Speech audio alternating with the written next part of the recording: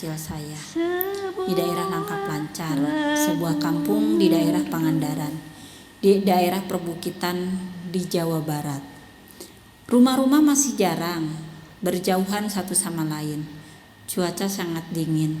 Di daerah Langkap Lancar masyarakatnya sangat religius, namun juga punya kepercayaan terhadap hal-hal yang mistis. Jika ada yang sakit, alih-alih dibawa ke dokter, dibawa terlebih dahulu ke orang yang bisa atau ke dukun.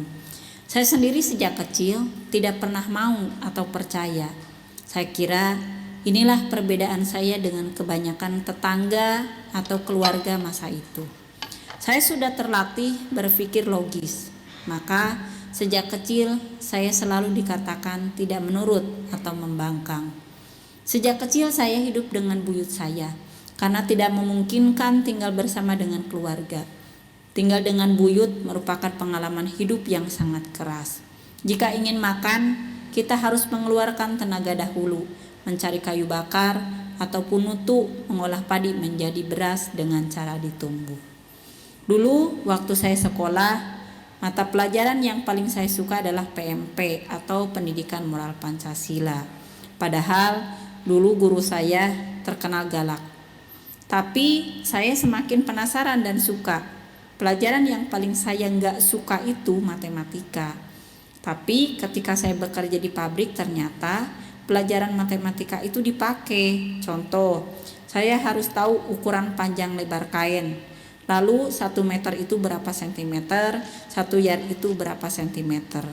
Semasa saya sekolah juga sering juara cerdas cermat dan juara MTQ. Saya juga sering tampil lomba pidato di masa sekolah. Semua orang yang tinggal di buyut sudah punya tugas masing-masing. Setelah pulang sekolah, ada yang pergi ke sawah dan ada yang pergi ke kebun. Di hari Minggu saya melihat teman-teman saya bisa pergi bermain sapintrong, pecle, main congklak, loncat tinggi, petak umpet. Namun saya harus pergi ke sawah. Saya hidup di lingkungan yang keras, keluarga yang mengolah sawah. Semua orang sejak kecil mendapatkan bagian bekerja. Ibu saya adalah panutan saya, menjadi ibu dan istri di keluarga pengolah sawah. Sehari-hari mengerjakan sawah. Di rumah membuat gula aren. Bahkan baru selesai melahirkan 1 minggu. Beliau sudah turun kerja ke sawah. Pada tahun 1989 saya pergi ke Jakarta bekerja menjadi pembantu dan pulang dari Jakarta pada tahun 1995. Saya dibayar 10.000 per bulan. Ini adalah gaji di bawah standar PRT pada saat itu. Di tempat lain dibayar 40.000. Saya bekerja karena ingin merubah hidup dan ingin membantu orang tua. Tapi ternyata tidak seperti yang saya bayangkan. Tenaga saya dibutuhkan, tapi majikan seolah-olah melihat saya dengan jijik. Contohnya, alat makan saya dibedakan. Diberi 1 piring plastik dan gelas plastik, tidak boleh alat yang lain. Dan di setiap makan dengan hidangan ayam, saya hanya diberi ceker saja. Kemudian tahun 1995 saya pulang ke Langkap Lancar. Selang 2 minggu di rumah, karena masih menganggur, maka saya menumpang di orang tua. Ketika saya mau makan, maka bapak saya akan berkata, "Siapa nganggur, madang wae, kamu hanya makan terus, tidak bekerja." Lalu saya berangkat ke Bandung mencari kerja dan menganggur selama 3 bulan. Setiap hari saya jalan kaki melamar pekerjaan. Saya jelajahi setiap gerbang pabrik yang ada di kota Bandung dan Cimahi. Hingga saya sempat memasuki gerbang yang ternyata kandang anjing. Kemudian mengejar saya. Akhirnya pada bulan April 1995, saya mendapatkan pekerjaan di CP Sandang Sari di cabang di Jalan Rumah Sakit Ujung Berung. Pertama-tama sebagai operator perpacking. Saya sempat pulang ke Langkap Lancar selama 2 minggu. Saat itu sedang ada acara pernikahan kakak saya. Saya datang dengan memakai celana panjang karena bagi saya praktis dan nyaman dibandingkan memakai sarung. Saat itu masih sangat asing dan aneh. Saya ditentang dan dimusuhi. Kemudian saya kembali ke Bandung. Hingga tahun 2006, saya dipindahkan ke CP Sandang Sari yang ada di pusat di Jalan Ahana Sution, Sindang Raya, Bandung. Pada tahun 2007, awal saya dipindahkan ke kantor dan ditempatkan di kantor anaknya pemilik perusahaan. Ini adalah awal intimidasi dari kepala bagian terhadap saya. Saya awalnya tidak paham. Mungkin ini disebabkan oleh sering kali saya melakukan protes terhadapnya. Karena dia sering melakukan perlakuan sewenang-wenang terhadap kami sebagai anak buahnya. Di kantor itu, saya diberikan tugas sebagai pembuat contoh kain yang akan dikirim ke pembeli. Ternyata itu adalah suatu jebakan agar ketika saya melakukan kesalahan, saya dipecat. Namun justru saya mampu melakukan pekerjaan itu dengan baik dikarenakan saya terus belajar bertanya kepada orang-orang di kantor. Sejak kecil saya memang sering bertanya terhadap ketidakadilan seperti yang saya lakukan di pabrik. Misalnya, saat kecil saya memiliki pertanyaan dasar bagi lingkungan saya. Orang tua saya memberlakukan aturan bahwa anak perempuan itu harus memakai kerudung. Tetapi saya tidak pernah dibelikan kerudung, maka saya protes. Saya disuruh memakai kerudung oleh orang tua, tetapi saya tidak dibelikan kerudung. Itulah awal mulanya hingga saat ini saya sering bertanya terhadap ketidakadilan yang terjadi pada saya atau lingkungan saya.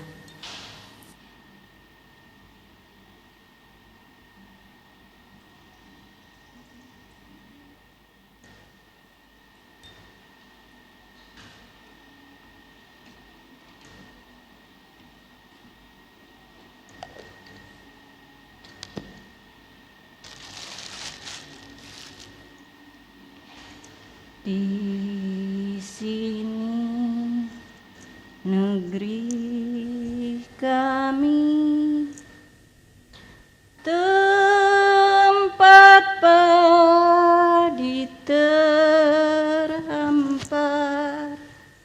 samudranya kaya raya. Negeri kami subur Tuhan.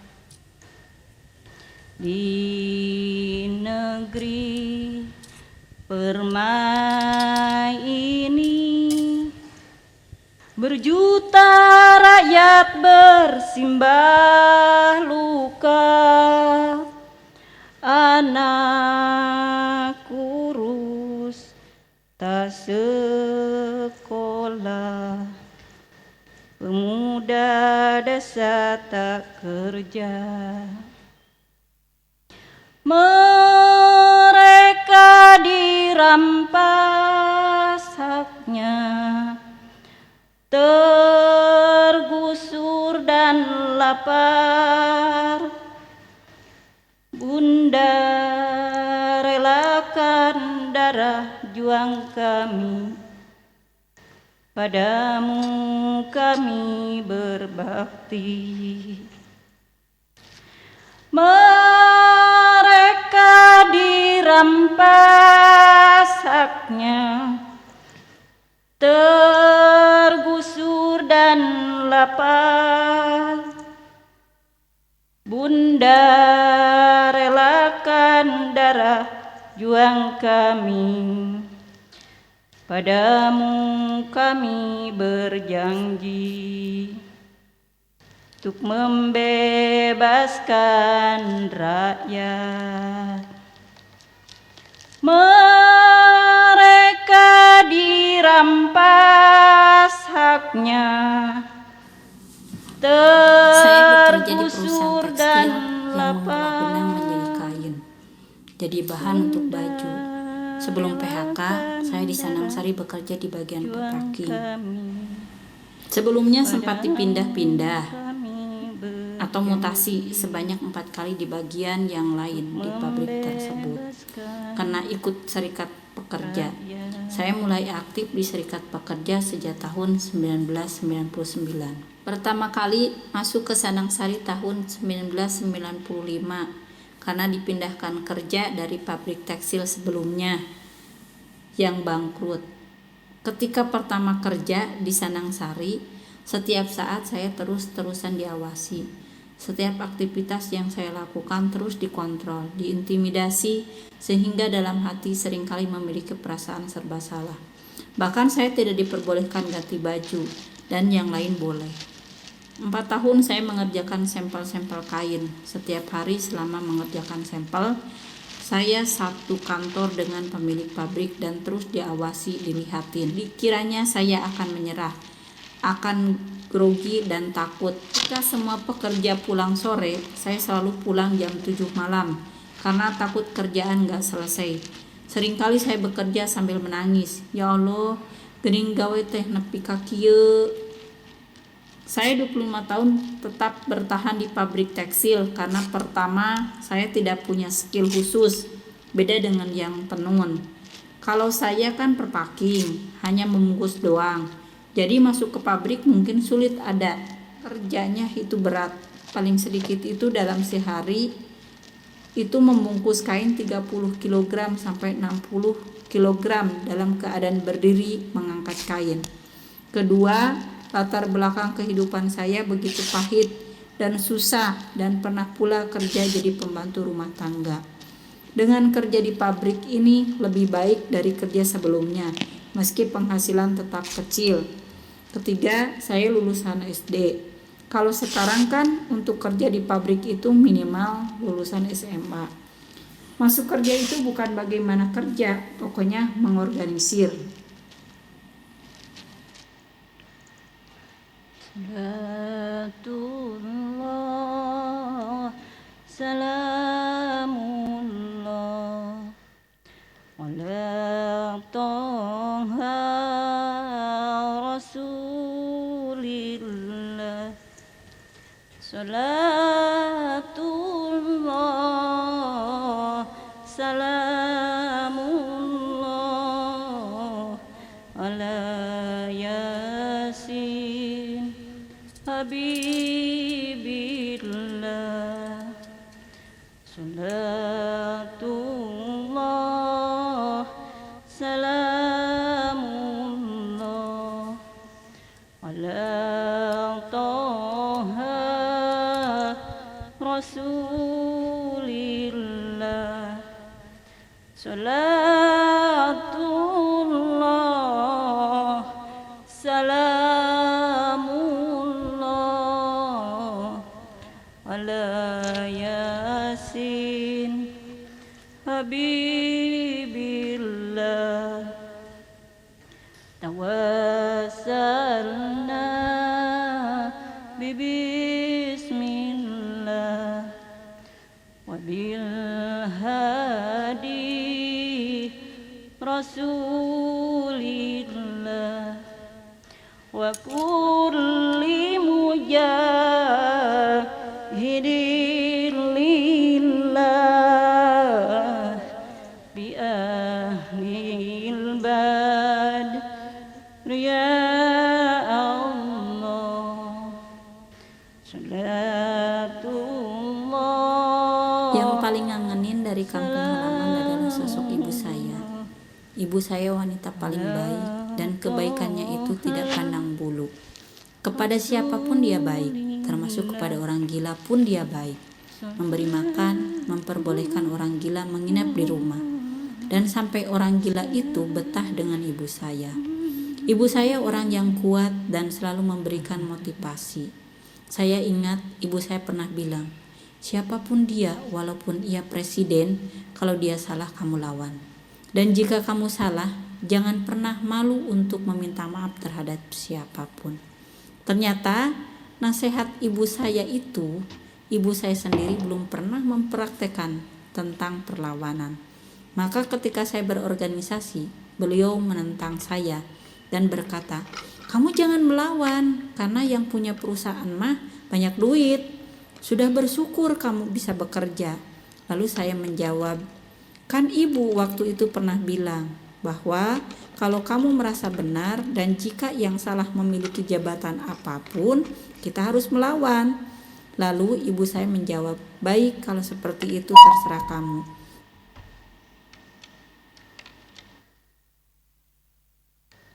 Tes.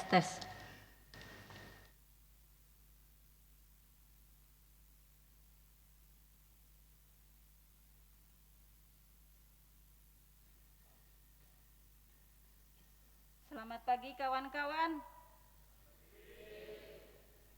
Kayaknya kurang semangat deh. Selamat pagi kawan-kawan. Terima kasih.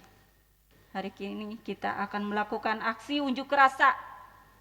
Dikarenakan hari ini ternyata kita belum merdeka. Padahal katanya kita sudah 77 tahun dinyatakan merdeka. Betul tidak? Tapi saya mau bertanya, apakah benar rakyat Indonesia ini sudah merdeka? Sudah belum? Sudah belum?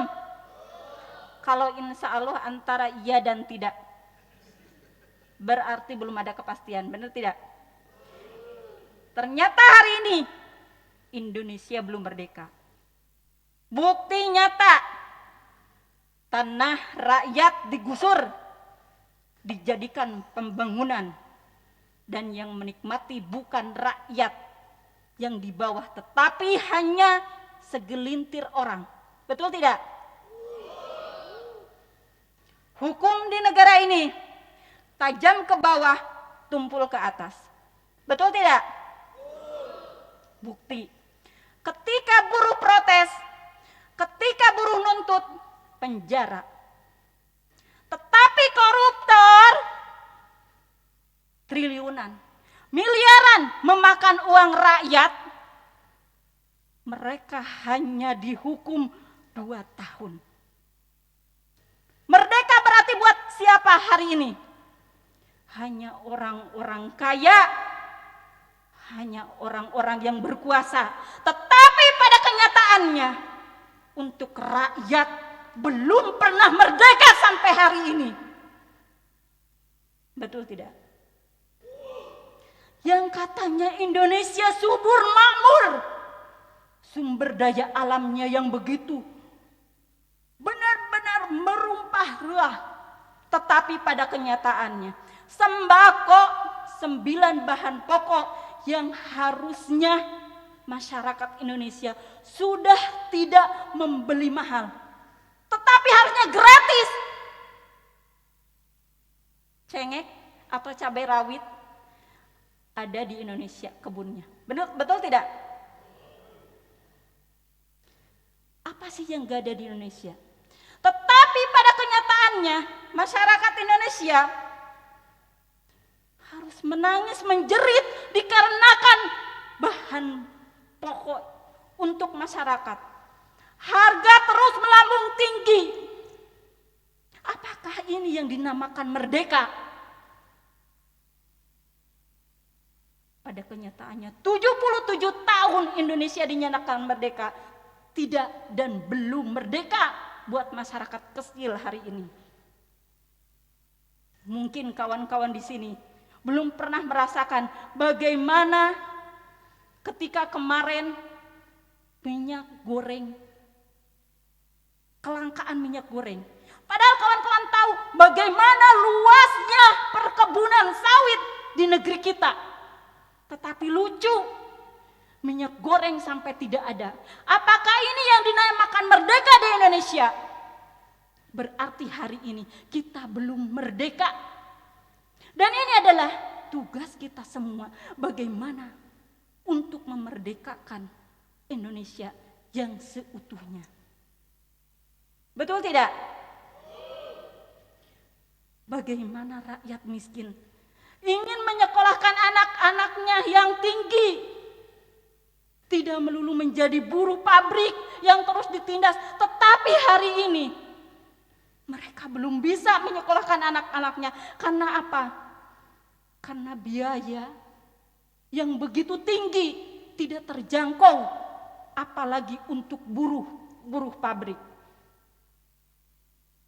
Dan ketika kami turun ke jalan, ketika kami menyuarakan itu, tidak pernah ada yang mendengar.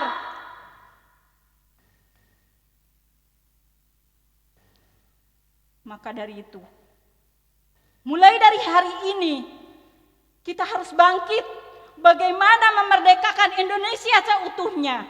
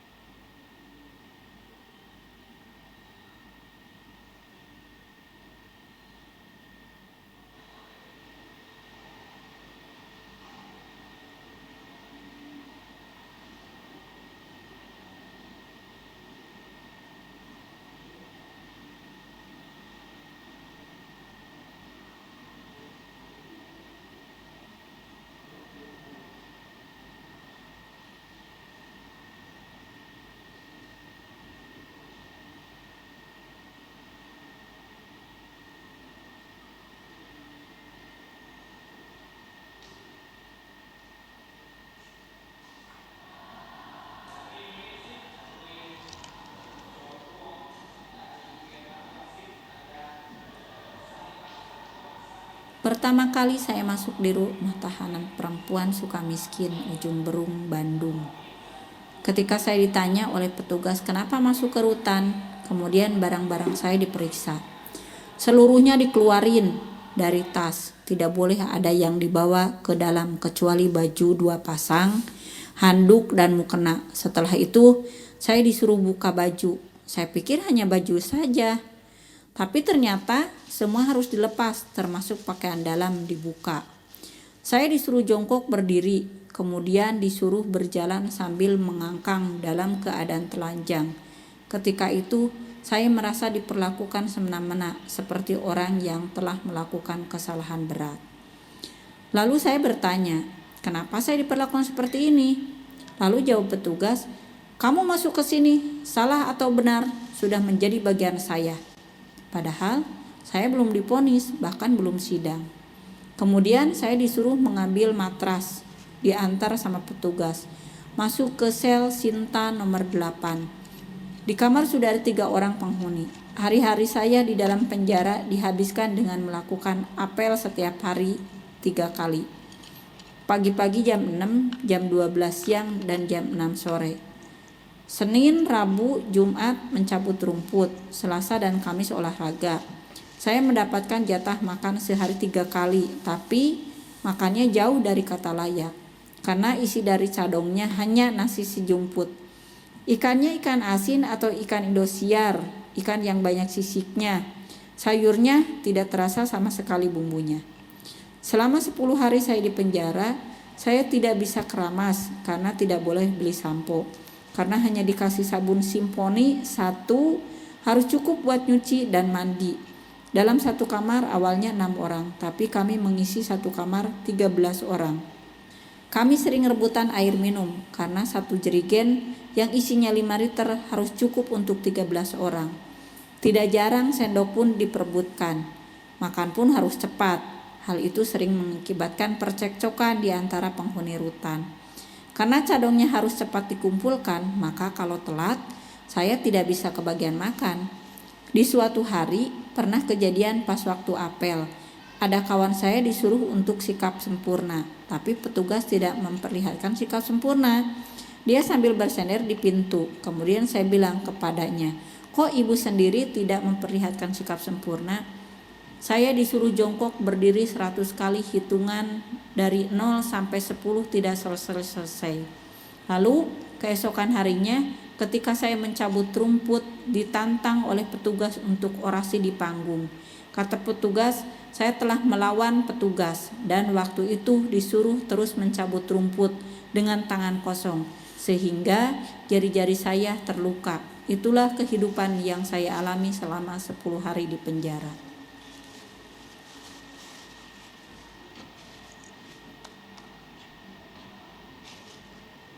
Dan internasionale jayalah di dunia, bangkitlah kaum yang tertindas, bangkitlah kaum yang lapar, kehendak yang mulia dalam dunia senantiasa bertambah besar.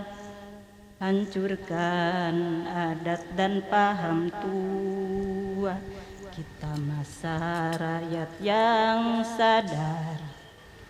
Dunia telah berganti rupa untuk kemenangan kita. Perjuangan penghabisan, bangkitan melawan, dan internasionale jayalah di dunia. Perjuangan penghabisan, bangkit dan melawan, dan internasionale pastilah di dunia. Perjuangan penghabisan, bangkitan melawan, dan internasionale, pastilah di dunia perjuangan penghabisan, bangkitan melawan, dan internasionale, jayalah di dunia perjuangan penghabisan, bangkit dan melawan, dan internasionale, jayalah di dunia perjuangan penghabisan, bangkit dan melawan,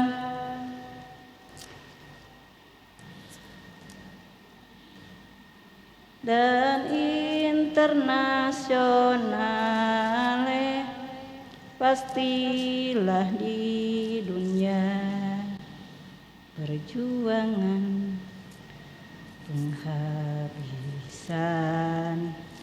bangkit dan melawan, dan Tahun 2020 terjadi PHK terhadap 10 orang pengurus serikat.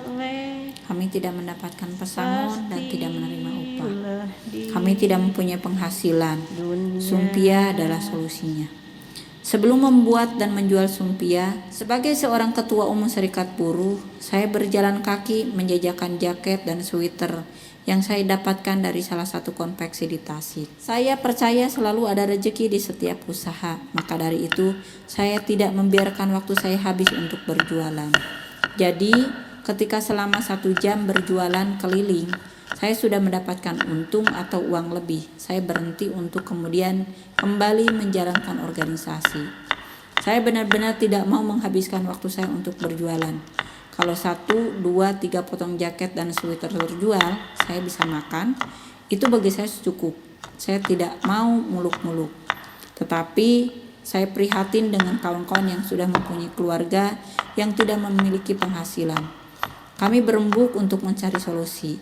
Kami sempat terpikir untuk membuat catering dan membuat kue basah, tapi itu membutuhkan modal dan risiko kerugian yang cukup tinggi. Saya berpikir untuk yang keringan saja. Lalu seorang kawan mengusulkan untuk membuat sumpia. Kawan-kawan lain tetap melihat saya, karena saya dinilai punya banyak teman, jadi lebih tahu bagaimana peluang pemasarannya. Kami kemudian sepakat untuk membuat sumpia, tapi kami tetap kebingungan oleh resep mana yang akan dibuat. Adu resep sumpia menjadi solusi. Ada 3 resep yang diuji coba dan dinilai bersama kawan-kawan. Resep pertama, udangnya nggak disangrai, bumbunya basah, hasil sumpianya lembek dan berbau amis. Resepnya tidak kami terima. Lalu ada resep yang bagus, tetapi diolah seenaknya, hasilnya gosong, sebagian atau ukurannya masing-masing jauh berbeda. Jadi tidak kami terima juga. Akhirnya saya mengusulkan resep saya yang semuanya terukur, udang dan bumbunya juga disangrai. Saya membuat sampel resep sumpia lalu diuji cobakan ke kawan-kawan di dalam dan di luar organisasi. Salah satunya adalah LBH Bandung. LBH Bandung adalah pembeli pertama sumpia saya karena mereka menilai sumpia saya cocok. Kami pernah menerima orderan kurang lebih hingga 1 kintal dalam ukuran waktu 1 bulan selama bulan puasa. Semua lini kerja di dalam proses perbuatan sumpia, dari yang menggoreng, membuat bumbu, menumpuk, melinting, dan mengemas mendapatkan upah. Harapan saya untuk kedepannya sumpia ini bisa menciptakan lapangan kerja untuk kawan-kawan yang tidak bekerja. Jadi sumpia ini adalah kepentingan kami bersama dan bukan hanya untuk sesaat. Saya yakin sumpia ini terus berjalan dan terus membuat kami berdaya, tidak terus melulu bekerja sebagai buruh di pabrik.